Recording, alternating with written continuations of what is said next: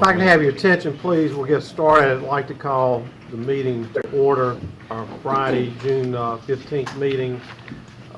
Ms. Jacobs, will you please call the roll? The press has been notified also, and they're here. Thank you.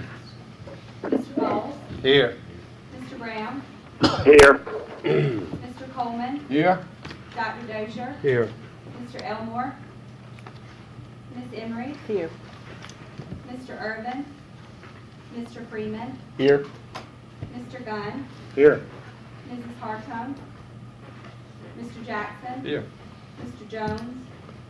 Senator Leatherman? Mr. Lee? Here. Mr. McIntyre? Here. Mr. Norwood? Here. Dr. O'Kelly? Here. Mrs. Richardson? Here. Mr. Stanton? Here. Thank you.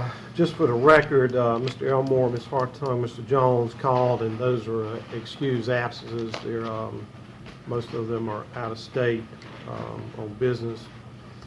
First action item that we have is approval of minutes. Everybody has received a copy of those. Hopefully you've had an opportunity to review and check those. To have a motion for approval. I so move. Second. Have a second. Any discussion or any changes? Hearing none, all those in favor say aye. Aye. Any opposed? No. The minutes stand approved. With that, we'll move into committee reports. First committee, Executive Affairs. I want to thank everybody for their attendance this morning. Had a nice crowd, and I always appreciate you coming and giving your input. And I also want to thank everybody for their attendance last night at the event at the Athletic Complex. We had a lively discussion this morning, mainly concerning the budget and some issues revolving around that. No action was taken, and that concludes my report. We'll move on to academic affairs and accreditation. I think Ms. Richardson chaired that. Mr. Chair, Academic Affairs and Accreditation met this morning, and we were lucky enough that our very first presenter was one of our own, Eddie Gunn, who represented us in the jungles of wild Sumatra. And Travis Knowles has been instrumental in helping Francis Marion partner with UNC Wilmington in a biological research station there, and it's in the Andes Mountains. We appreciated very much being represented so kindly by Mr. Gunn and his report. We also had our new faculty chair, Dr. Flanagan, with us, and we're looking forward to hearing and working more with her and from her. And Dr. King gave us a report. Noteworthy was that we have 3 McNair Scholars this coming year. That's up from 2. And you may remember that this scholarship is one of our highest. You not only receive a full ride, but you also have a year of a semester of international study, among many other benefits. 2, we have 14 Patriot Scholars for next year. We've only had 4 in the past, so we're up to 14, and we were glad to hear about that. Additionally, Dr. Hester told us a little bit about the accreditation cycles. We deal with 9 of them. We have just intake with the School of Education that will be coming up this year.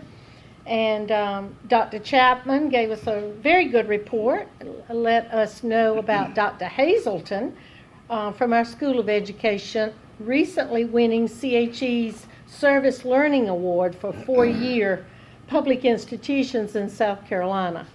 And we're very happy to hear about that. Lastly, I would like for you to turn to tab 2. We have Resolution 04-12, the approval of a revised mission statement for Francis Marion University. This was approved by our faculty in April, and this is an ongoing part of our SACS accreditation. The Academic Affairs has unanimously recommended and submitting this to the board for their approval, Mr. Chair.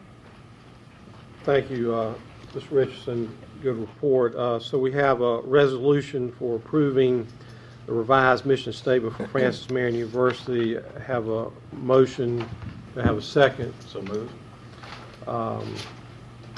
Any discussion? I guess if you turn to the tab, I could read that. I think but I'm not, for the essence of time. The underlined parts, I think, are the major changes, and you should have had an opportunity to review that. Any discussion regarding that? I do want to thank the faculty, as always, for their hard work and input and putting this together, and especially working with Southern Association of Colleges and Schools, and that's a real chore in itself to get ready for that each evaluation period. Any discussion? Hearing none, all those in favor, please say aye. Aye. Any opposed? Motion passes unanimously. Next committee, Mr. Freeman. Good morning, Mr. Chairman. We met at 10:30, the Development and Foundation Committee.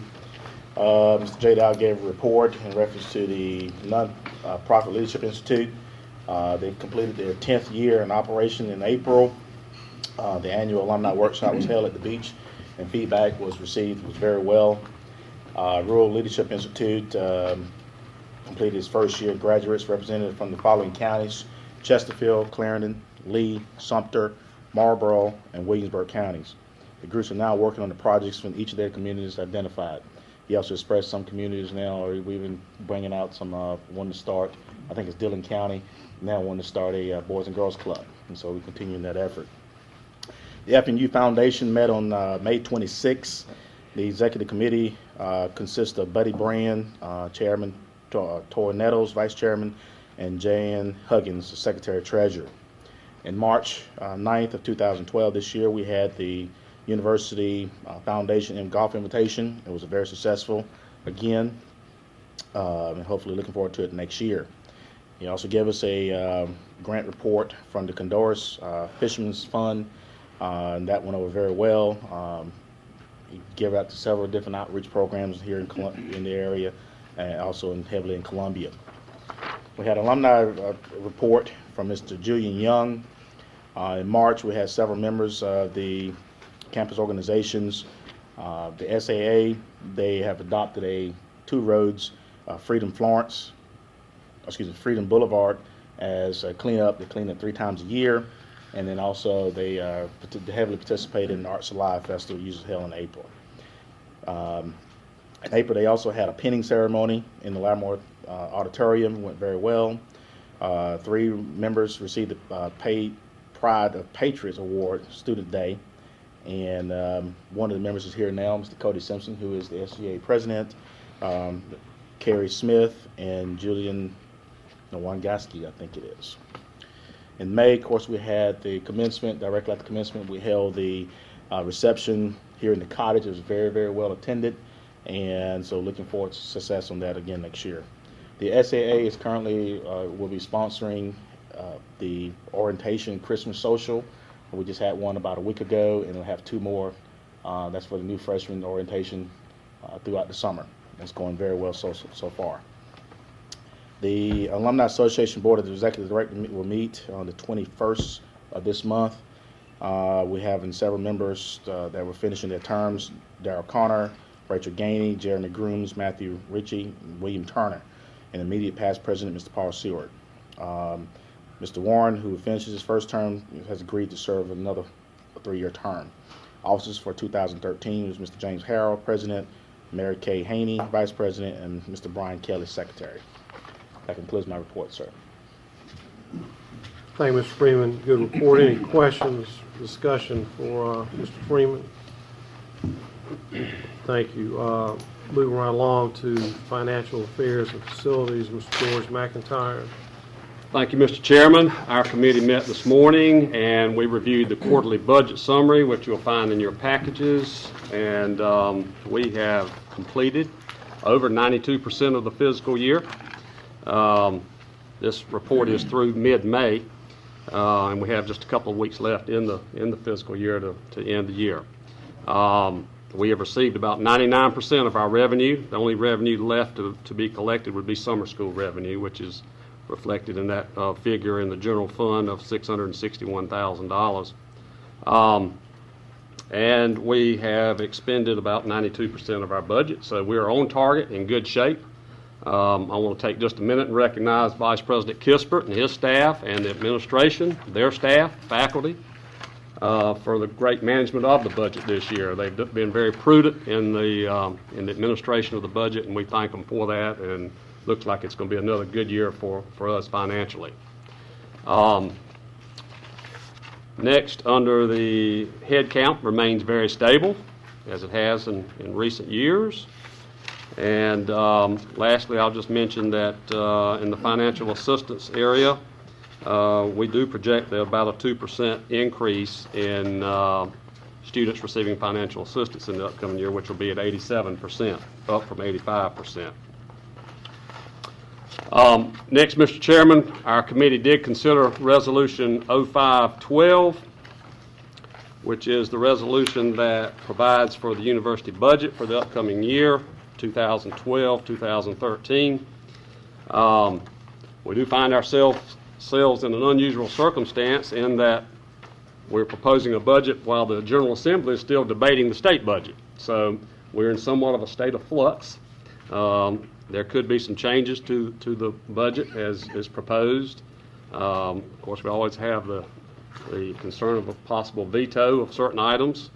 And any of these changes could alter our budget. But ultimately, of course, we will abide with the state budget, and if any adjustments need to be made, it'll be made at the local budget and in our budget here from Francis Marion.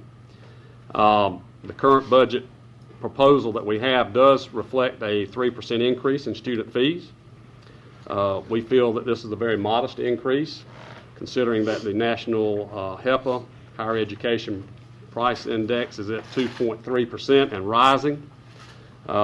We also have additional fuel costs that are some 13% higher this year projected. Also, of course, we're bringing on the Performing Arts Center and the athletic complex, and there'll be additional utility costs associated with that.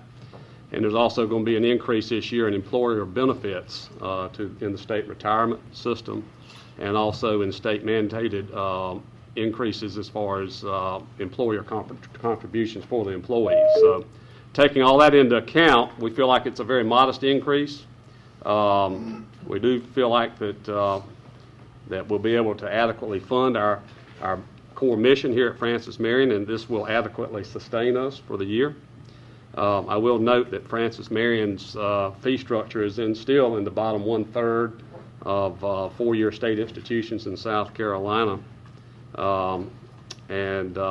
Even in the lower fee structure, we still continue to expand our areas of study. We've enhanced our physical plant tremendously in the last year or so, and we continue to provide significant improvement in the quality of student life here for Francis Marion, and we continue to outpace other institutions of comparable size. So with that, Mr. Chairman, I would, on behalf of the committee, I'll ask that the Resolution 0512 be adopted, and I place it before the board and make that motion. Thank you. Second, Mr. Lee. Have a second by Mr. Lee, so we have a motion and a second. Let me repeat the motion that for the 2012-13 annual budget for the university as presented and attached would include a 3% increase tuition and all other university fees effective the fall 2012 semester. Any discussion? I do want to thank you for that explanation and all the reasons associated therein with the increase. Any other discussion, comments?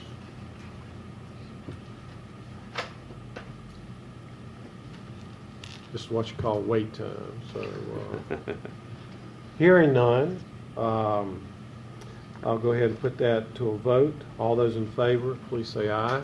Aye. Any opposed?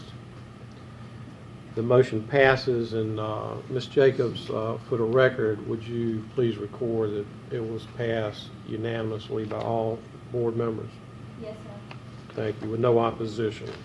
Finally, Mr. Chairman, in the facilities portion of our report, I'll just mention some some areas that we're winding down, and some other areas of continuing maintenance. At the Griffin Athletic Complex across the street, our baseball, softball, and soccer stadiums are complete and fully operational. The contractor is completing his final punch list on items that were identified by the architect.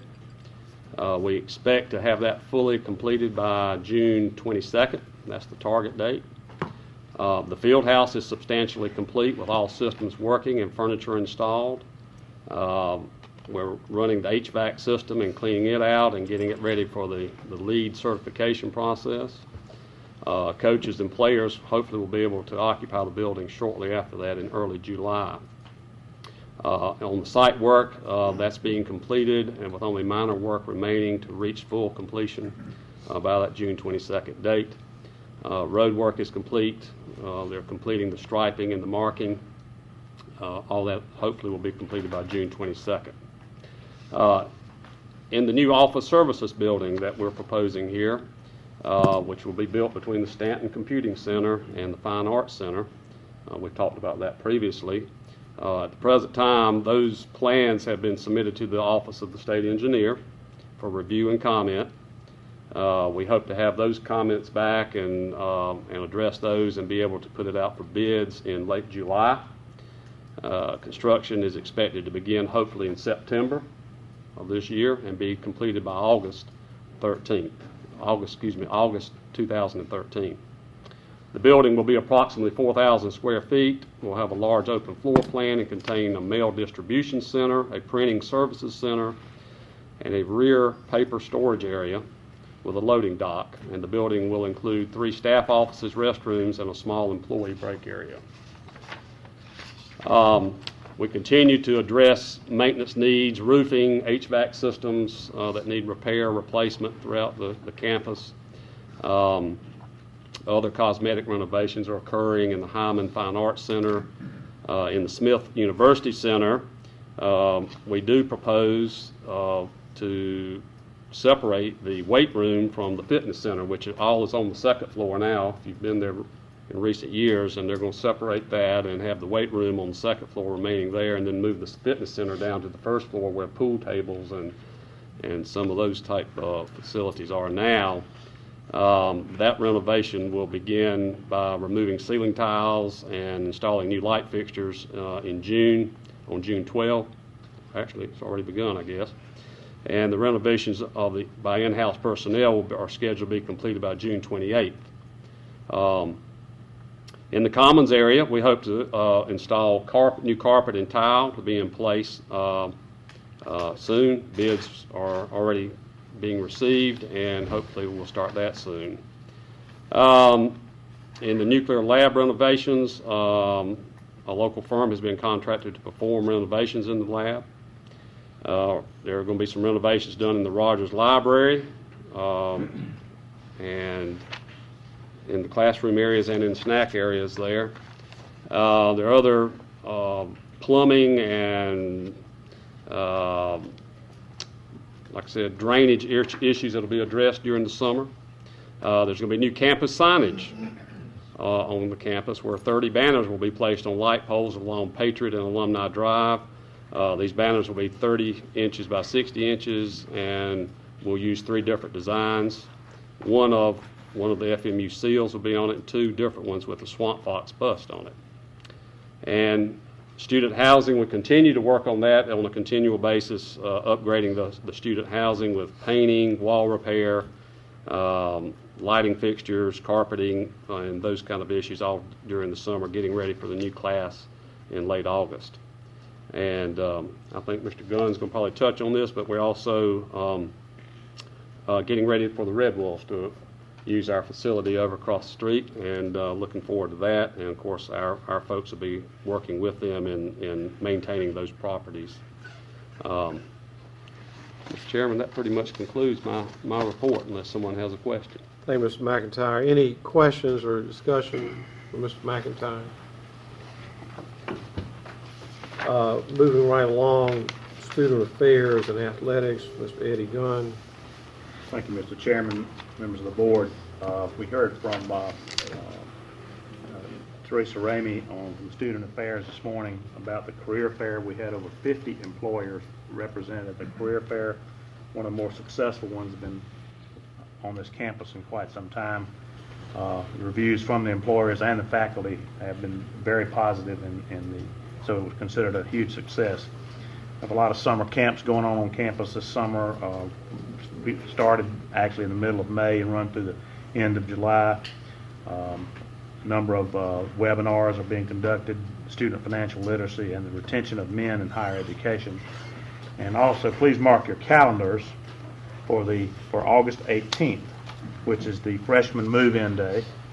And I understand that there's already been apparel has already been ordered for board members and other individuals who wish to participate in this activity. You come down and get you a free drink and a visor for your service, for your services. Mr. Gunn, I would point out those are non-alcoholic beverages. Absolutely, I said a soft drink. We also heard this morning from Cody Simpson, who's the president of the SGA here. They've been involved in leadership FMU and the Blueprint for Success Committee back in the spring. One of the big things that they did also this spring was the involvement of Francis Marion in the State Student Legislature spring session, which is in Myrtle Beach.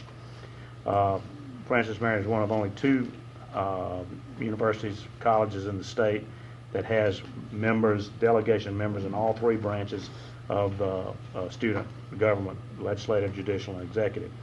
I like to point out that Cody was reelected as the president of the SGA this year. I don't think that happens very often, so obviously you're doing a good job, Cody, if you got reelected. And he's looking at some ways to generate a greater interest in the voting. I think you said you had about 10% of the folks on campus vote, and they're looking into electronic voting. Just don't try to go down the same route that maybe the state government's gone. Anyway, so Cody had a great report. We appreciate his leadership and the things he's done this year, and look forward to another great year next year. Athletic Director Hartzler gave us a very fine report on starting out on the academic side of athletics. The spring GPA for athletes was 2.84 as opposed to campus-wide 2.39. So this is certainly a real plus for our athletic department. We had 14 student athletes inducted into Chi Alpha Sigma, the National College Athletes Honor Society. On the fundraising side, we had $205,769, which is the highest in the last 5 years for the athletic department.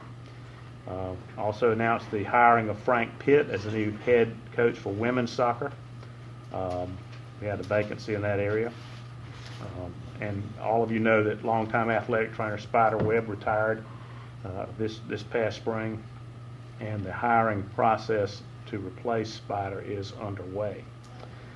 Baseball team finished, as you know, with a 40-18 record, ranked in the top 10, 4th straight appearance in the Division II tournament, and a very satisfactory win over the Gamecocks in April. The Patriots received PBC's Team Sportsmanship Award for 2012. Softball team was 31-20 with its 12th 30-win campaign in the past 15 seasons. Women's tennis ended up in the top 10, and the golf team finished ranked 157 out of 400 NCAA schools this year, so we did quite accomplishment there. And as Mr. McIntyre said, we are engaged in an agreement with the Red Wolves here in Florence to have the balance of their season, which begins, I believe, around July 7th, if everything goes according to plan, to have them here at Francis Marion to use the facility here. And it's, I think, kind of a win-win for everybody, and certainly a plus for the community. And that concludes my report, unless anybody has any questions. Hey, Mr. Gunn, any questions? And now, move right along to what everybody's been waiting for, the President's report. Dr. Carter? Thank you, Mr. Chairman, for that lead-in. I have no report. Just kidding, just kidding. Mr. Chairman, first of all, let me thank the board for the support on the tuition increase. Nobody wants to increase tuition, but certainly at an institution like this where we have so many students that are heavily dependent upon financial assistance. As George pointed out, 87% of our the young men and women that come here are required to get some level of external support. But this budget, whether it's the House or the Senate version or a combination of the two, and we likely won't know that, as George pointed out, for maybe another week to 10 days to 2 weeks, contains a number of mandates that really push some of those costs down to agencies. Clearly, our share of the employer retirement contributions will be either 1% or 2% annual, depending upon which version of the plan's adopted. Whatever pay increase is included in the plan, the state pay increase will require us to bear 65% of the cost of that pay increase. As George pointed out, utilities have increased here appreciably over the past year. That's a big part of what's raised a happy 2.3% and rising. And then, of course, our fuel costs have gone up about 13%. You lay all those things out and you find out very, very quickly, just to keep pace with where we were, the cost to the institution exceeds the 3%. But we're absorbing many of those costs with other reductions in our budget. So we think that the 3% is reasonable and straightforward. So I appreciate the support of the board on that. I know it's never easy for you, for the members of this board, to support an increase. And I'll make the same commitment to you that we do every year. We'll double our efforts to go out and raise need-based scholarships to ameliorate some of the hardships that our students face with that increase. Mr. Chairman, let me bring the board up to date on where we are in some of our curricular issues. The nurse practitioner program is signed, sealed, and delivered. We have the funding. We now are in the, Ms. Provost, we're in the final stages of recruiting the faculty for that program. We will admit those 32 students in January of next year, and we'll be off and running with the nurse practitioner program.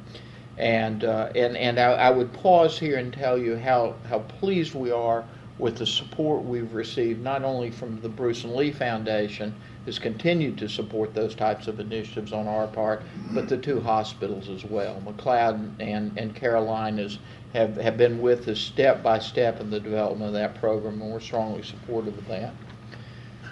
You may have read, some of you who are Florentines, in the paper over the last 2 months about discussions about bringing 3rd and 4th year medical students to Florence as a regional branch campus of the USC Medical School.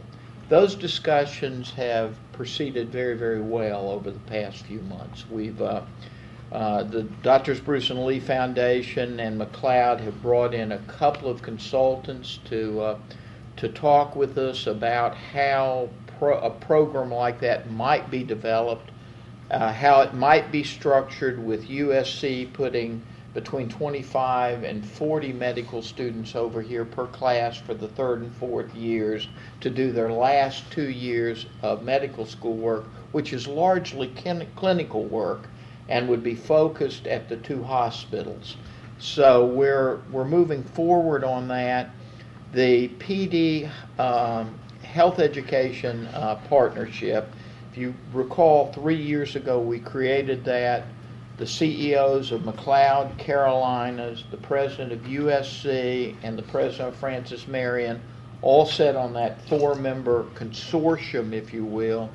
We met last week and voted to proceed with a feasibility study to look at the prospects of bringing those 3rd and 4th year medical students here. By the way, that program would commence in fall of 2014. We would bring the 3rd year students here in 2014 and begin that process.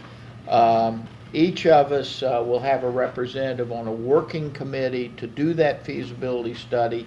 They'll hire some external consultants to lead them through the process. no one in this room will be surprised by this, but the provost is my appointment to that committee. I think Dr. Chapman will spearhead that effort. And Rich, I'm hopeful that we'll have a report from that feasibility group by no later than the 1st of October. Yes. So at the November meeting, we'll give you an update on where that process is going. Let me bring you up to date very, very quickly on our engineering program. If you recall, we did the feasibility study last year for our bachelor's degree in industrial engineering, and Dr. King, Dr. King and Dr. Peters and Dr. Peterson and we've added Dr. Fiske, the chair of the math department. They've formed a working group. Peter, we have engaged the services of a nationally recognized consultant who will work with us in framing the curriculum next year, with the expectation that we'll take that model curriculum, that curriculum proposal to Ms. Flanagan and the faculty next year, get that through the faculty, hopefully bring the program approvals to you at the February board meeting, and then have it in place with the CHE by about this time next year, with the expectation that we would begin our engineering program again in January of 2014. Now, so we got 2013 nurse practitioner, 2014 engineering. Let me bring you up to date on the physician assistance program. We've discussed this issue at length. We've both internally and externally.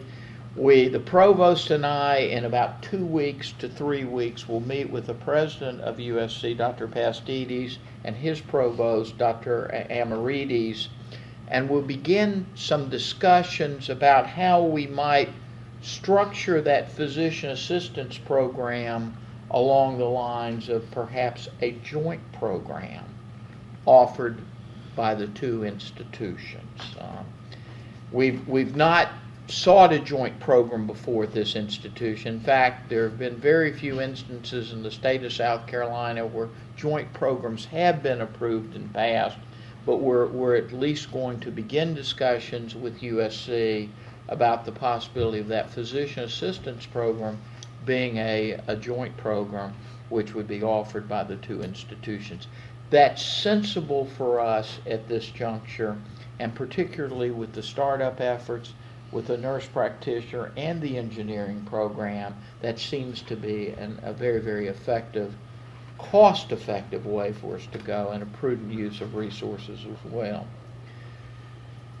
On a similar note, we've been engaged in some discussions with the Clemson Experiment Station and NISA on the possibility of looking at an agribusiness initiative at FMU. There are many agricultural programs in the state, and generally those are dominated by the land use institutions, the land grant institutions, Clemson and SC State. We have no interest to ever support an agricultural program here, but we're surrounded by the counties in the PD, all of whom are heavily reliant upon agriculture to sustain their way of life.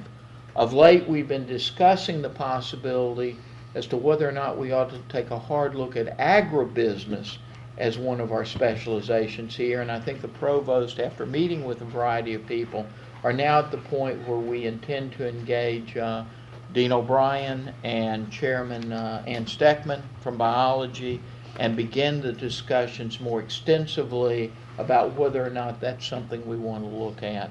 Again, we're in the very, very first stages of looking at that issue, but we're told by a fair number of industries across our area it's at least one of those degree programs that they would be strongly supportive in this university considering and examining.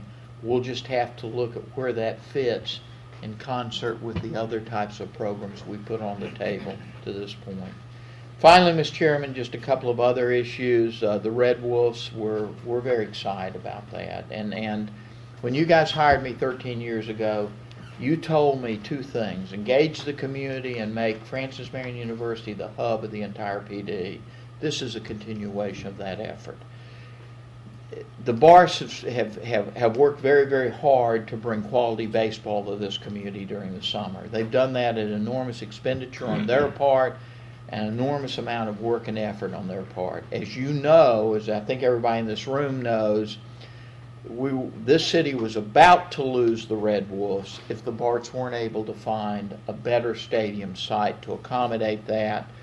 We, of course, have just completed what I think is one of the best baseball stadiums in the South for its size, so it becomes a natural fit for us. The immediate advantages to this university is it brings thousands of people over the course of the summer to Francis Marion University who likely wouldn't come on this campus otherwise. And as everybody in this room knows, every person we can get on this campus to showcase this campus and the work we do here clearly advantages us as an academic institution. The other part to it, it'll bring thousands of young men and women under the age of 18 and acquaint them with the university.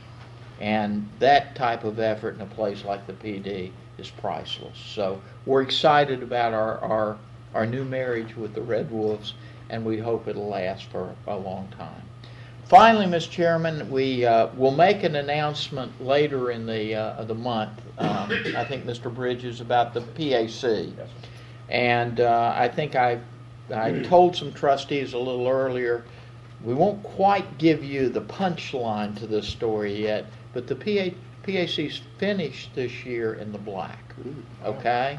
So we'll tell you in about 2 weeks how much in the black they finished. Now, let me tell you, it's not millions of dollars, okay? But we, as the board knows, we fully expected to subsidize the Performing Arts Center the first 2 to 3 years, up to $200,000 a year. Clearly, that won't be necessary now. And at the same time, we provide a final financial report for the first year of the Performing Arts Center. We'll also release the series of shows for next year and events at the PAC, and I think not just the board, but I think the entire community will be very, very excited about that. Next year is going to be a terrific year for that theater and the type of shows that we've brought in. And there are 2 people that clearly there are dozens of people need to be thanked for that, but 2 people have worked very, very hard to make that possible. One is Laura Sims, who's done a masterful job running the PAC the first year. And the other person that deserves enormous accolades is Daryl Bridges, who I held responsible for making sure that we finished the year in the black. So Daryl, congratulations, my friend. Finally,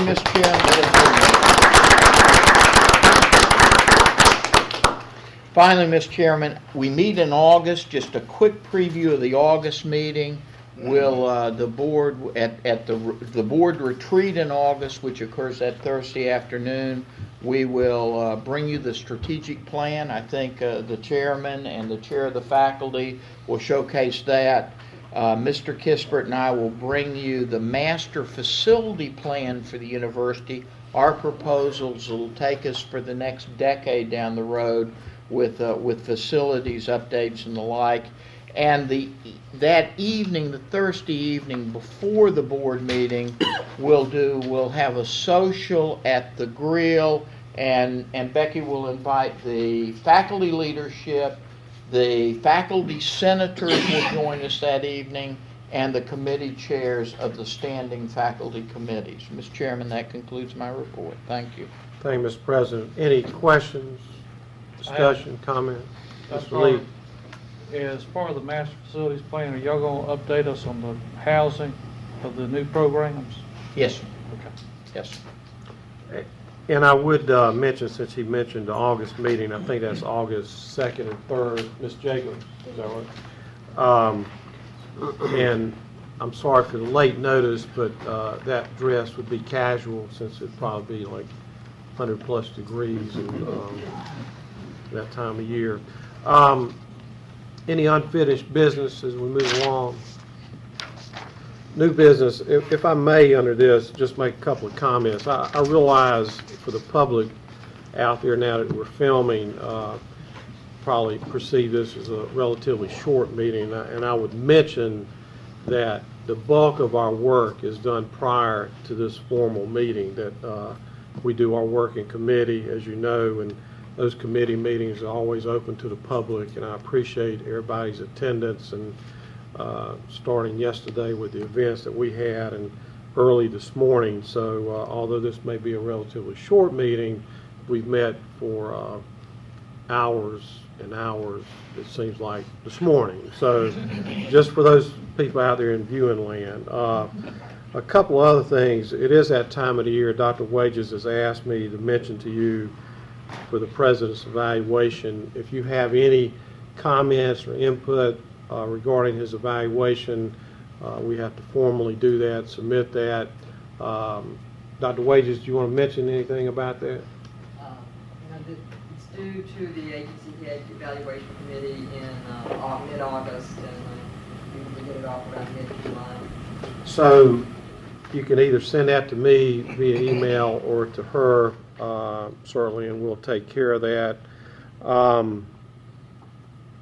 The other thing that I would mention, and it might seem like a little premature, but I mentioned to an executive committee that it's time to think about the nominating committee for the officers for the preceding year, which I guess would be 13 through 15. And the reason why I say that is we have to present that slate in March of 13, so it does take a little while to do that. If you want to serve on the nominating committee, or if you're interested in being an officer, you certainly can forward that to me. Hopefully I'll have that in place by August, and the nominating committee will meet in the fall, present a slate of officers to you that you can review. We'd present formally in March. It has to sit, and then we would vote on it in the June of 2013. Excuse me. Any other new business that needs to be discussed? Any comments at this time? Hearing none, we have no need of executive session. Hearing no further business, I move that we adjourn. Do I have a second? The meeting is adjourned. Thank you for your attendance.